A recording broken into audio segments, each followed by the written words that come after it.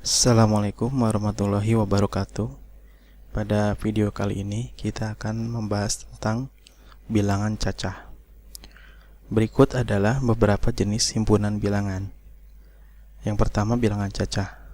Bilangan cacah ini adalah kumpulan bilangan yang dimulai dari angka 0, 1, 2, 3 sampai tak hingga, atau sampai banyak banget ya. Kemudian bilangan cacah ganjil itu adalah kumpulan bilangan dimulai dari 1, 3, 5, 7, dan seterusnya. Kemudian yang termasuk bilangan cacah genap itu dimulai dari angka 0, 0, 2, 4, 6, dan seterusnya sampai tak hingga. Kemudian ada bilangan asli. Bilangan asli ini adalah kumpulan bilangan yang dimulai dari angka 1. Jadi 0 tidak termasuk bilangan asli. Kemudian ada bilangan prima. Bilangan prima itu adalah bilangan yang hanya habis dibagi oleh 1 dan oleh bilangan itu sendiri kecuali 1.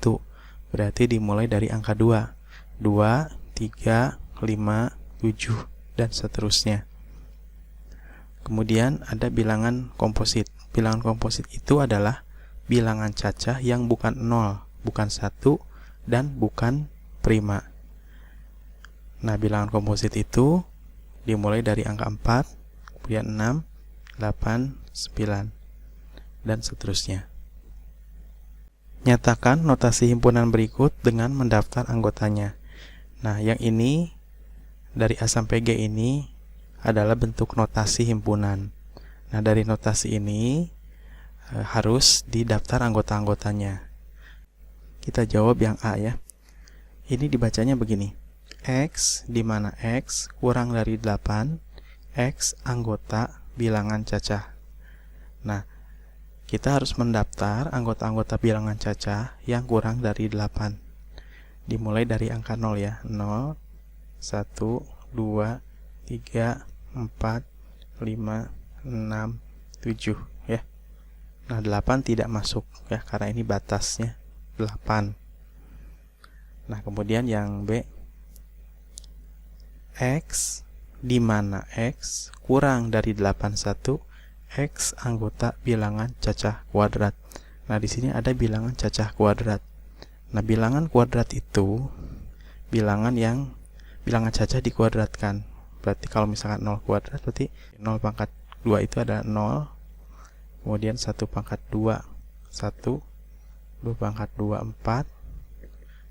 Kemudian 9, 4 pangkat 2 itu 16, 5 pangkat 2 25, 6 pangkat 2 36, 7 pangkat 2 49, 8 pangkat 2 64, dan 9 pangkat 2 itu 81 ya.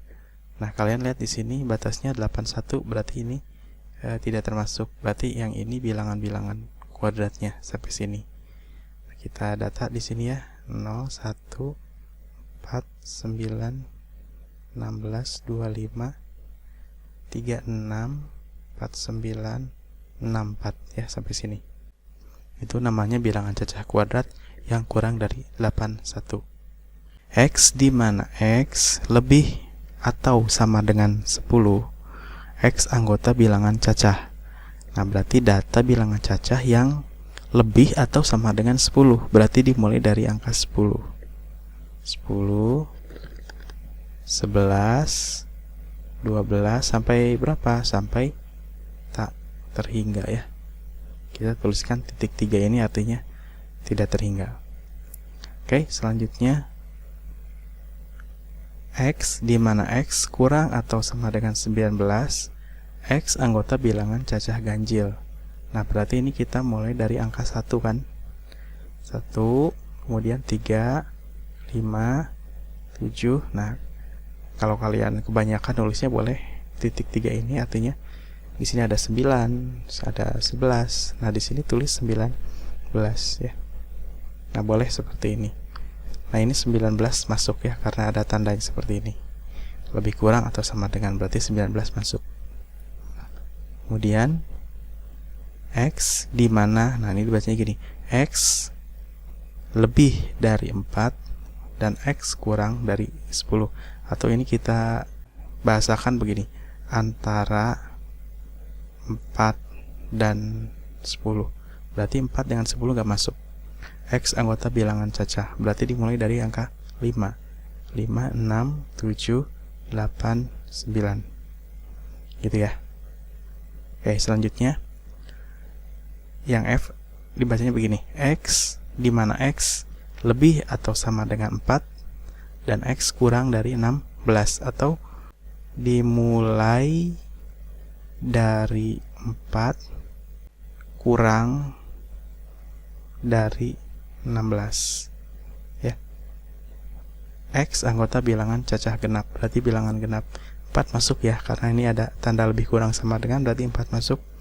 4, kemudian 6 karena bilangan genap, 8 sampai berapa? 16 nggak masuk ya, karena nggak ada tanda lebih kurang sama dengannya. Berarti di sini sampai 14. Oke. Nah, kemudian yang G, X di mana X lebih besar atau sama dengan 1 kurang atau sama dengan 11. Ya, berarti ini dibacanya gini. Dimulai dari 1 sampai 11. Jadi 1 masuk, 11 masuk. X anggota bilangan cacah ganjil. Berarti dimulai dari 1 karena bilangan ganjil ya.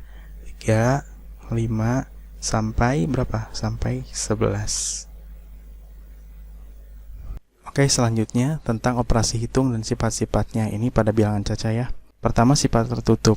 Jika A dan B dua buah bilangan cacah, maka A tambah B juga merupakan bilangan cacah. Misalkan A-nya 2, B-nya 3, itu sama dengan 5 ya. Berarti 5 pun bilangan cacah. Nah, kemudian sifat komutatif atau pertukaran. Bila A dan B merupakan bilangan cacah, maka berlaku A tambah B sama dengan B tambah A. Misalkan A-nya 2, ini A-nya 2, B-nya 3 ya.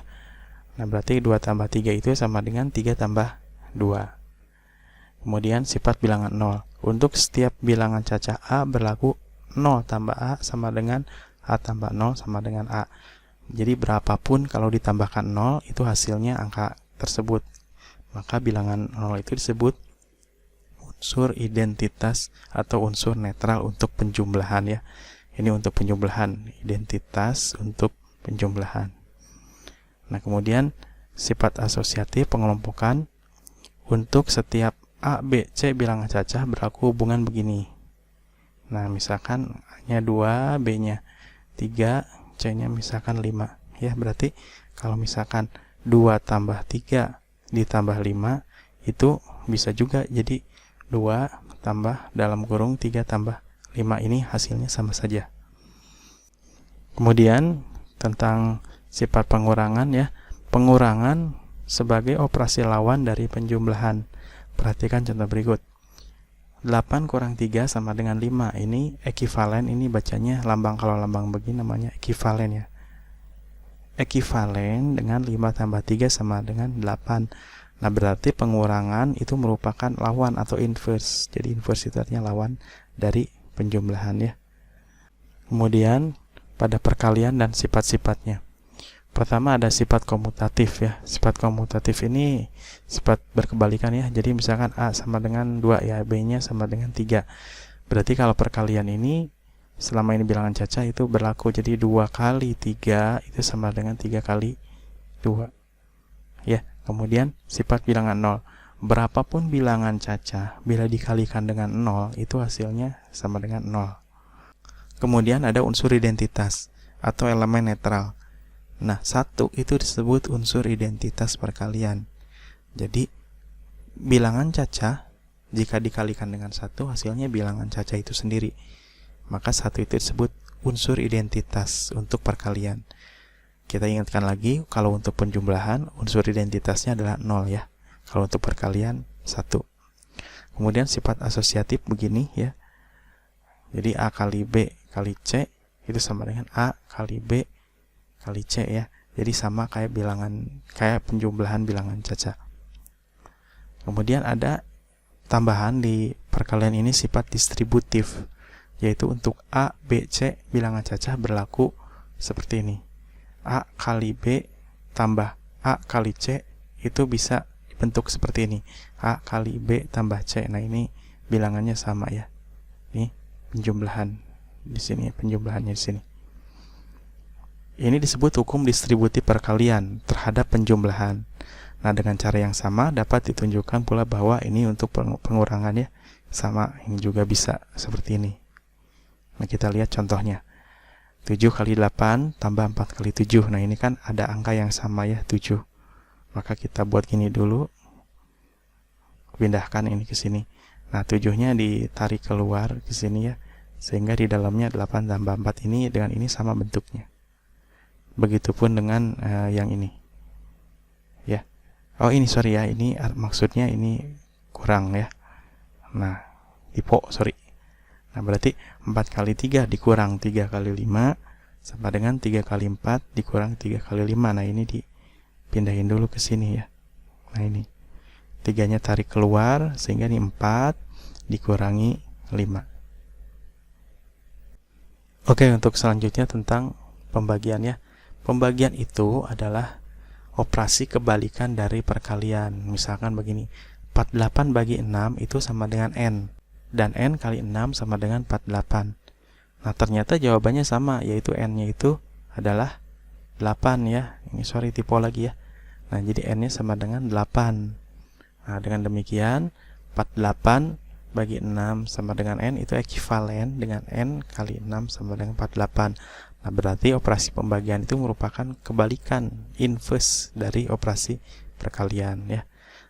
Kita ingatkan lagi kalau tadi penjumlahan itu adalah kebalikan dari pengurangan ya, kalau pembagian kebalikan dari perkalian. Nah, di sini ada beberapa penting tentang pembagian ya, terutama tentang bilangan 0. Pembagian 0 dengan bilangan cacah. 0 dibagi bilangan berapapun hasilnya 0 ya. Misalkan 0 dibagi 1000 ya hasilnya 0 ya. 0 dibagi 8 hasilnya 0 juga. Nah, sekarang gimana kalau pembagian bilangan cacah dengan 0? Bilangan cacah dibagi 0. Misalkan gini, berapakah 3 bagi 0? Nah, untuk menjawab 3 bagi 0 itu kita harus cari bilangan yang jika dikalikan dengan 0 hasilnya 3. Ya, 3 bagi 0 sama dengan berapa gitu kan? Berarti 0 kali berapa ini sama dengan 3. Ada nggak? Ya, tentu saja kita tidak akan menemukannya kan. Jadi bilangan cacah dibagi dengan 0 tidak mempunyai jawaban. Gitu ya, diingat ya. Oke, sekarang bagaimana kalau 0 dibagi 0? Nah, 0 dibagi 0 berapa? Nah, misalkan gini, 0 dibagi 0, anggaplah ini angka ya, P. Ada nggak bilangan, suatu bilangan dikali 0 sama dengan 0? Ya, ada banyak ya. Misalkan 0 kali 0 kan 0, berarti P bisa 0 nilainya. Kemudian 0 dibagi 0, 1 ya bisa kan, karena 0 kali 1 0, berarti P-nya bisa 1, atau P-nya bisa juga angkanya 2 kali 0, 0 bisa, atau P-nya 55 bisa kan, 55 kali 0 sama dengan 0, atau P-nya juta misalkan ya, bisa nggak? Ya bisa.